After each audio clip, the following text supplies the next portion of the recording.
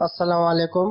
وعلیکم السلام ورحمۃ اللہ وبرکاتہ۔ میں نے ایک خواب دیکھا تھا جس میں تعبیر جاننا چاہتا ہوں۔ آسمان سے آگ کے گولے گر رہے ہیں زمین پر، پلیز اس کی تعبیر بتا دیجیے۔ ہاں، یہ آزمائش کی علامت ہے۔ اچھا، تو اللہ تبارک و تعالیٰ کی بارگاہ میں عافیت کی دعا کیجیے، اور روایتوں میں بعض دعاؤں کے بارے میں جو ہمیں تذکرہ ملتا ہے اس میں سے ایک بہترین دعا جو ہے وہ دعائے عافیت ہے۔